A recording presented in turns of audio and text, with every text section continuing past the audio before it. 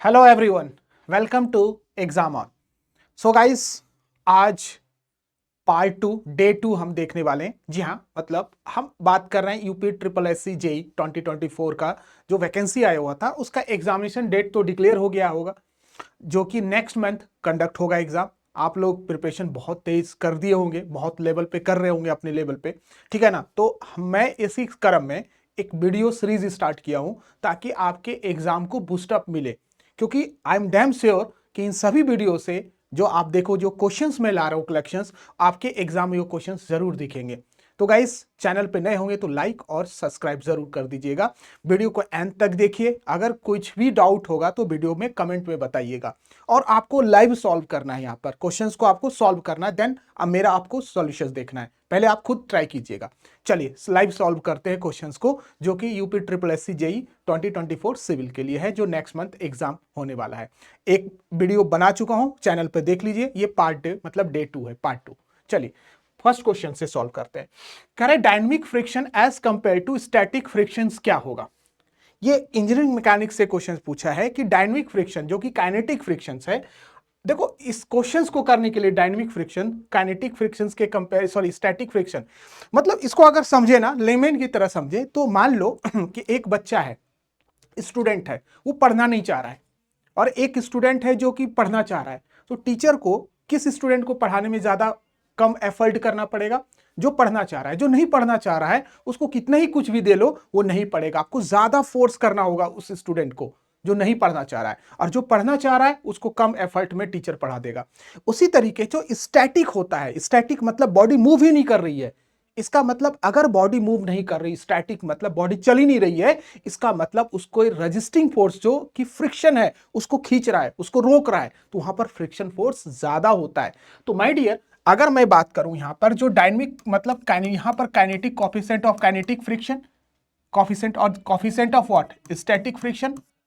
तो my dear, इससे clear cut है कि आपको यहां पर जो स्टैटिक फ्रिक्शंस होता है वो more than the what, kinetic friction या dynamic friction. This is what very important. तो याद रखिएगा, स्टैटिक फ्रिक्शन, जब भी तो बॉडी स्टैटिक है, मूव ही नहीं करने दे रहा है फ्रिक्शन, तो कोफिशिएंट ऑफ फ्रिक्शन मतलब फ्रिक्शनल फोर्स स्टैटिक ज्यादा होता है एज कंपेयर टू काइनेटिक या डायनेमिक। तो इसका मतलब डायनेमिक के इस क्वेश्चन का आंसर क्या होगा? Dynamic friction as compare to static friction जो है वो इसके कंपेयर में लेस होगा। क्लियर? तो आई होप चीजें समझ में आ गया। अगले क्वेश्चन की तरफ चलते हैं। इस क्वेश्चन को करो। Next question very important. Sir इस क्वेश्चन में कह रहा है कि सर स्ट्रेस और प्रेशर में डिफरेंस के रिलेवेंट क्वेश्चन बना हुआ है। आपको पहली बात तो समझना होगा और डेप्थ में थोड़ा समझना, स्ट्रेस और प्रेशर क्या होता है। सर स्ट्रेस और प्रेशर क्या होता है? देखो, स्ट्रेस जो होता है ना, एक्चुअल में इंटरनल रेजिस्टिंग फोर्स होता है, I R, internal resisting force होता है, पर यूनिट एरिया होता है। It is a cause of internal, क्योंकि किसी बॉडी को अगर तुम एक्सटर्नल लगाओगे तो इंटरनली डिस्टर्बेंस होता है, इंटरनल फोर्स आपको अपोज करेगा। इसका मतलब जो स्ट्रेस होता है वो इंटरनल फिनोमेना होता है किसी बॉडी का। ध्यान रखिए, very important, this is the very important, internal resisting force होता है।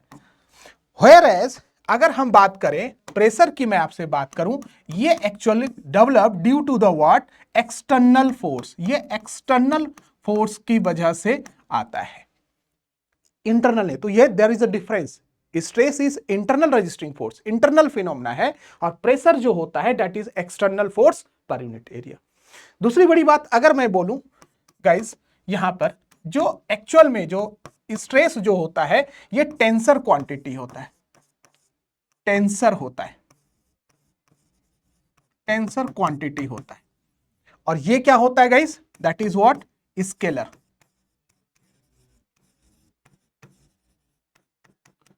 स्केलर क्वांटिटी होगा। Got it?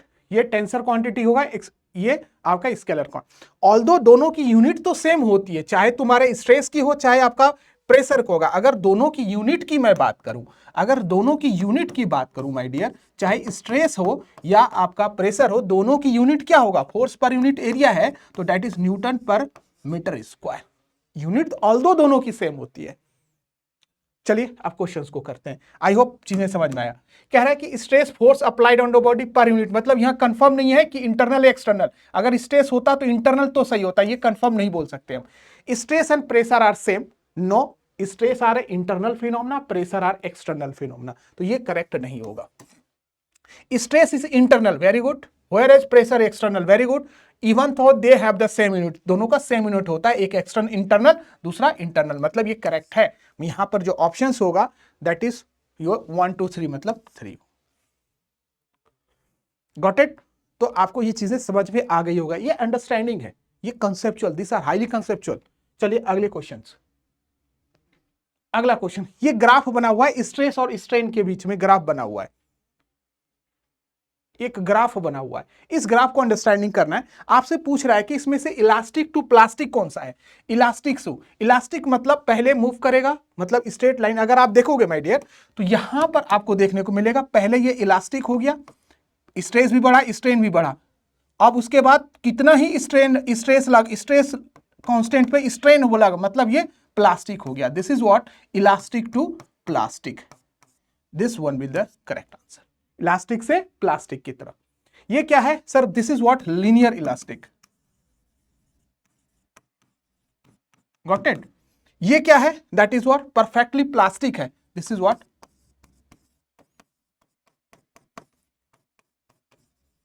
This is what perfectly plastic है। तो मुझे लगता है चीजें आपको समझ में आ गया, तो ग्राफ से भी क्वेश्चंस रह सकते हैं।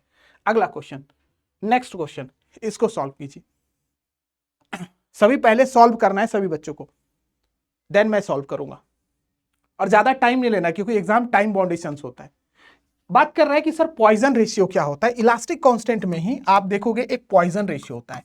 पॉइजन रेशियो एक्चुअल में जो डिफाइन किया जाता है, म्यू से डिनोट करते हैं, या कुछ लोग 1/k लिखते हैं, अगर सॉरी 1/c लिखते हैं। अगर हम बात करें पॉइजन रेशियो को, हम लेटरल और लॉन्गिट्यूडनल स्ट्रेन में डिफरेंस करता है। अगर हम बोले ये एक्चुअल में जो स्ट्रेन होता है that is lateral strain divided by longitudinal strain, ये होगा। अच्छा, लॉन्गिट्यूडनल अलोंग द लेंथ होगा। अगर तुम किसी सिलेंड्रिकल बॉडी को लेंथ एक्सटेंड करोगे तो डायमीटर डिक्रीज होगा, मतलब लेटरल डिक्रीज होगा। इसी वजह से आपको यहां पर साइन नेगेटिव भी रखना पड़ेगा। This is what perfect. तो lateral by longitudinal, lateral by longitudinal, lateral strain to the longitudinal strain, ध्यान रखिएगा। नेक्स्ट क्वेश्चन, अगला क्वेश्चन। क्वेश्चन को देखते ही उड़ा देना, विद इन द मिनट आप क्वेश्चन सॉल्व करना। ये जब ही होगा जब आप कंसेप्चुअली स्ट्रांग होंगे। Got it? कह रहा है कि for a perfectly rigid body, देखो यहां से परफेक्टली रिजिड बॉडी। अच्छा, परफेक्टली रिजिड बॉडी समझ रहे हो? परफेक्टली मतलब उस पर एक डिफॉर्मेशन होगा ही नहीं। जैसे बोलते हैं ना, बहुत ही रिजिड लड़का है, मतलब कितना ही समझा लो वो पढ़ेगा नहीं। मतलब परफेक्टली रिजिड मतलब कितना ही बॉडी पे लोड लगा दो उसमें डिफॉर्मेशन नहीं होगा, उस पर कोई डिफॉर्मेशन नहीं होगा। मतलब परफेक्टली रिजिड मतलब नो डिफॉर्मेशन, कोई भी डिफॉर्मेशन नहीं होगा। अगर डिफॉर्मेशन नहीं होगा माय डियर, तो वहां पर स्ट्रेन जो होगा वो क्या हो जाएगा? जीरो, क्योंकि डिफॉर्मेशन ही एक तरह का स्ट्रेन है ना। कोई लेंथ में नहीं होगा, लेंथ लॉन्गिट्यूडनल नहीं होगा, लेटरल नहीं होगा, स्ट्रेन ही नहीं होगा उसके अंदर। चलिए, इससे क्या फायदा होगा सर? आपने ये पढ़ा होगा जो स्ट्रेस होता है that is young modulus into strain. आपसे ये पूछ रहा है कि यंग मॉडुलस क्या होगा, तो माय डियर यंग मॉडुलस क्या होगा? यहां पर स्ट्रेस अपॉन स्ट्रेन होगा। अब मुझे एक बात बताओ कि परफेक्टली रिजिड बॉडी में स्ट्रेन क्या होगा? Sir zero. तो अगर जीरो किसी के नीचे आ गया तो क्या हो गया? इंफिनिटी। तो परफेक्टली रिजिड बॉडी के लिए यंग मॉडुलस जो हो जाएगा 1/0, मतलब इंफिनिटी हो जाएगा। तो इसका आंसर क्या हो जाएगा my dear? Infinity. Got it? Conceptual है, आपको समझना होगा। चलिए अगले क्वेश्चन की तरफ करिए। बहुत सिंपल, बहुत इजी, डू इट।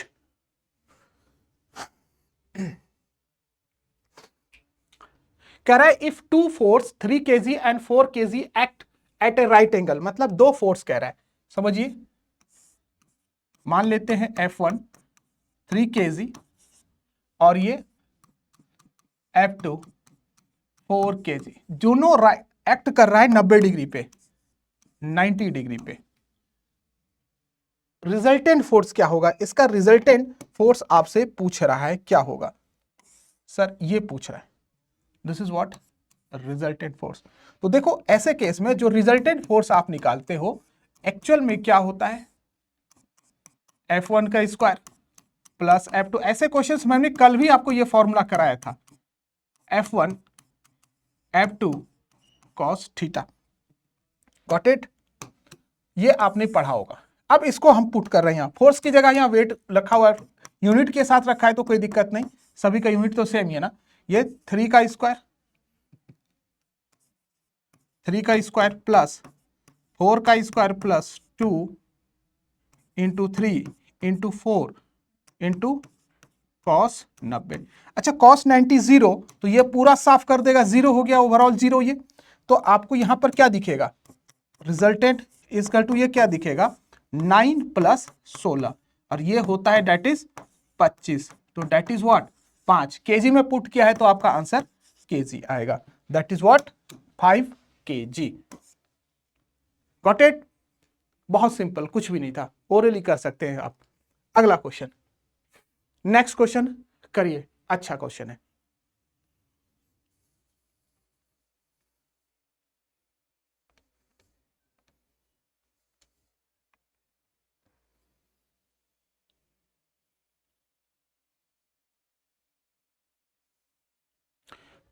कह रहे 2 लीटर ऑफ लिक्विड, मतलब इसकी कैपेसिटी है ना लिक्विड की, मतलब वॉल्यूम है, पहले गिवन डेटा लिखो 2 लीटर।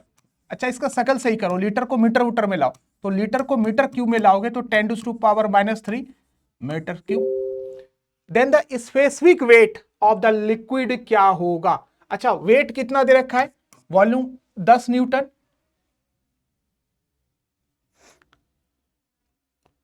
ठीक है ना।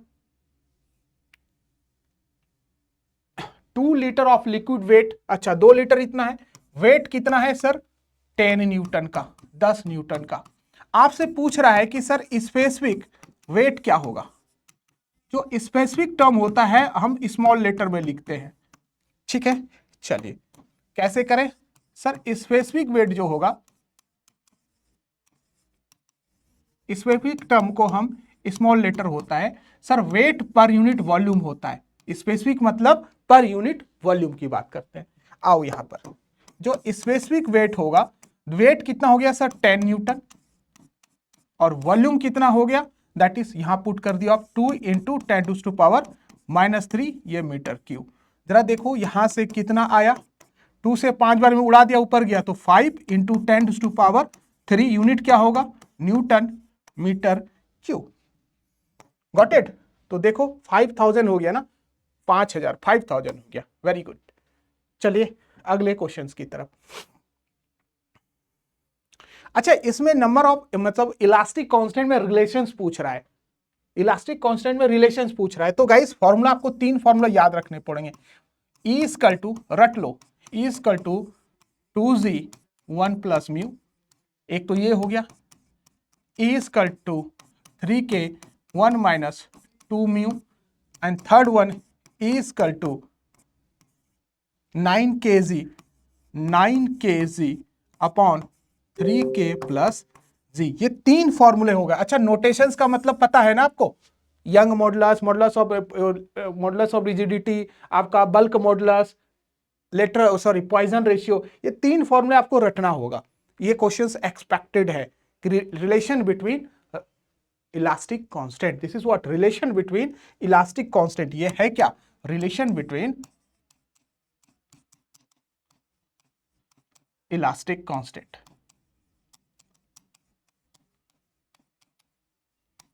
ये आपको याद रखने होंगे, बहुत सिंपल है, ज्यादा टफ नहीं है। तो अब देखो इसमें से कौन सा बैठ रहा है, E equal to 2z 1 plus mu, तो ये तो नहीं,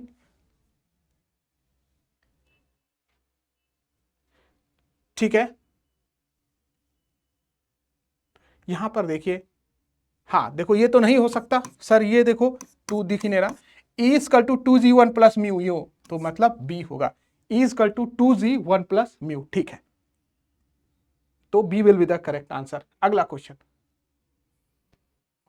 नेक्स्ट क्वेश्चन, वेरी गुड, अगला क्वेश्चन कीजिए जल्दी से। Sorry.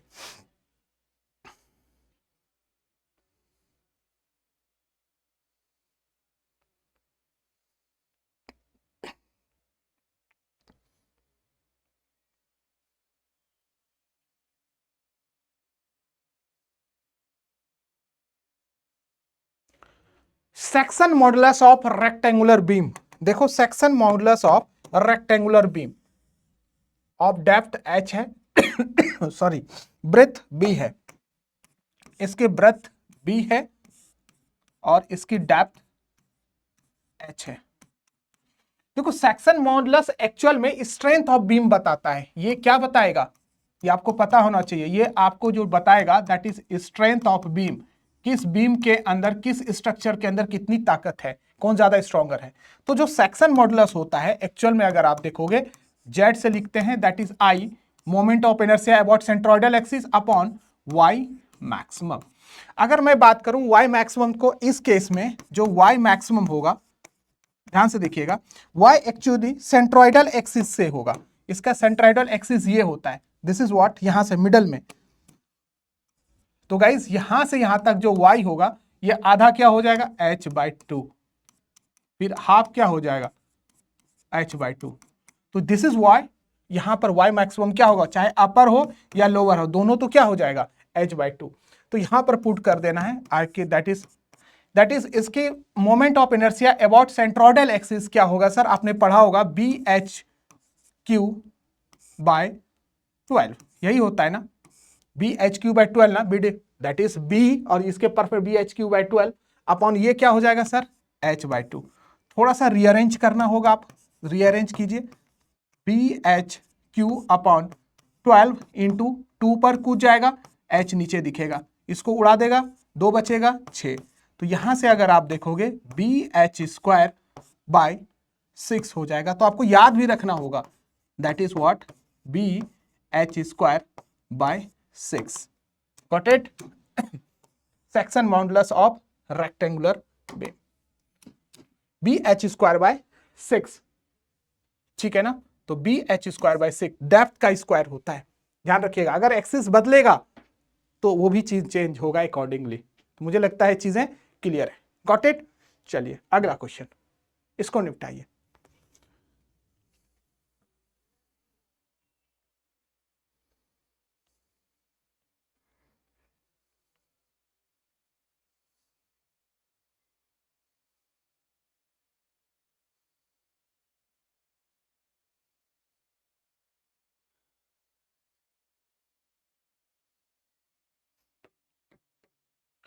The moment of inertia of rectangular section, मतलब ये तो सिंपल रटा होना चाहिए गाइज, आपको ये चीजें देखते ही बता दे। Moment of inertia about rectangular,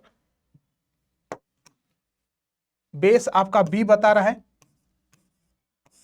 और हाइट इसकी जो बता रहा है that is h, got it. अच्छा आपको इसका पता है CG कहां होता है, this is what CG, centre of gravity यहां होगा। सर कितना होगा CG, एनीवन?